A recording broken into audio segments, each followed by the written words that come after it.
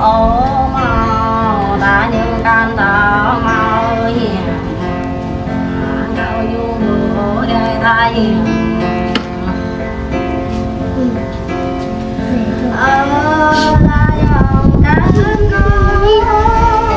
long khuya mây hiền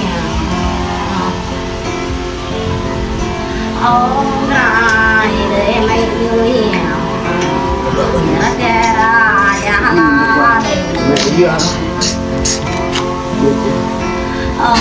mây nhu miếu nghe cha vô lên đây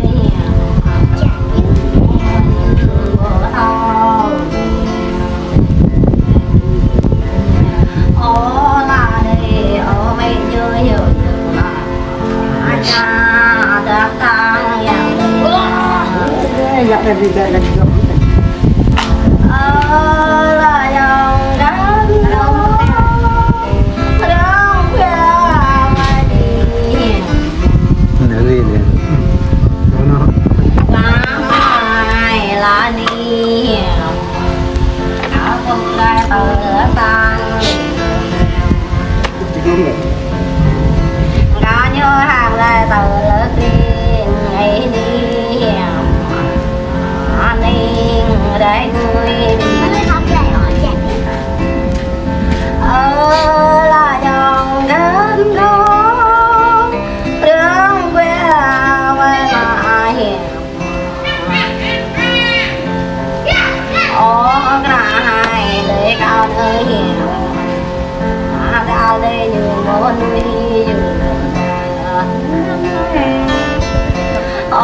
đẹp đây cao một núi giờ nhập đây cao một núi đầm đi lấy hết đi nè đi hết tay lông nè đây lông mẹ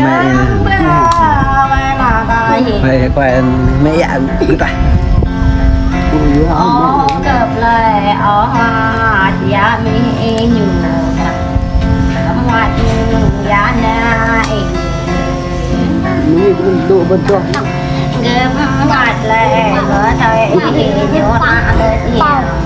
em đây sang gửi cái mạ to cái mạ lập phạt đi thôi đi là dòng đến có đông về mà bay qua giờ đàn kỳ hàng người hiền bao bay bay ôi nhớ bữa tao gái mày đây ôi đi bữa tao gửi con mà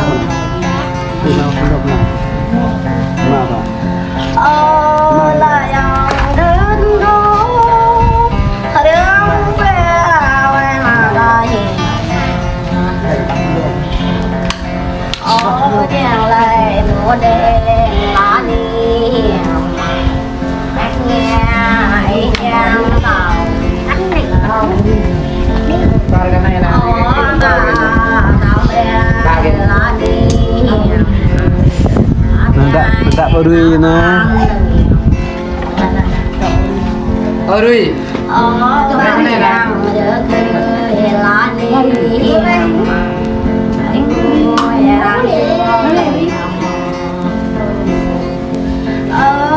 là dòng đến đường về quê mà ta hiền đừng giờ hiền thì nó ngã đây được nó đến ngã đây được ta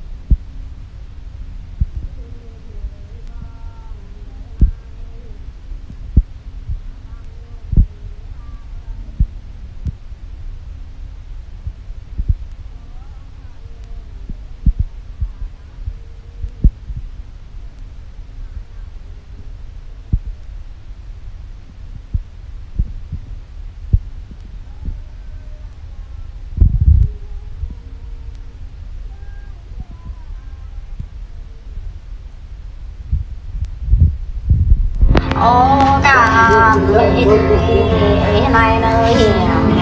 gì không phải không nên để chỗ này chỗ này người yêu nói đôi hiểm yêu em đi người Người nhà này là mấy?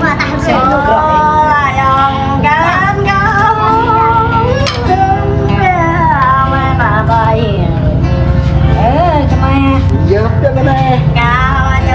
cho nó ban tăng cho nó đêm cho nó đọc ăn lao để vui à mặt là cao nàng ao là đi hiểm để lưu rằng lấy kia đấy cho tay cao bạc ở bên là đi hiểm bà ơi nhiều can vô tàu bà em ta bác lên ta là trong ấy cao đấy đôi tay là đi hiểm cao đấy lúc lại đâu hiểm máy rồi nó nè ôi cao nha là đi hiểm Dạ, dạ anh yêu lên lên. Chấm la la cái này tao thấy vui chứ đâu ra mà ta hiểm ra là đi hiểm anh em bước đi hoài mẹ anh đâu bước đi ở hoa chắc nơi hiểm mà bước đi ở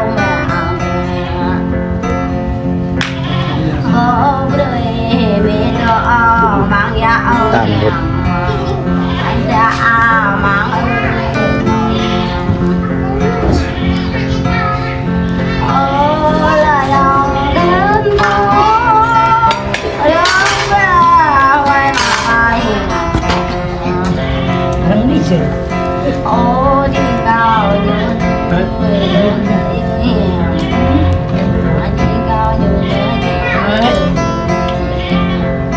cao người lại ấy làm là nó vào đấy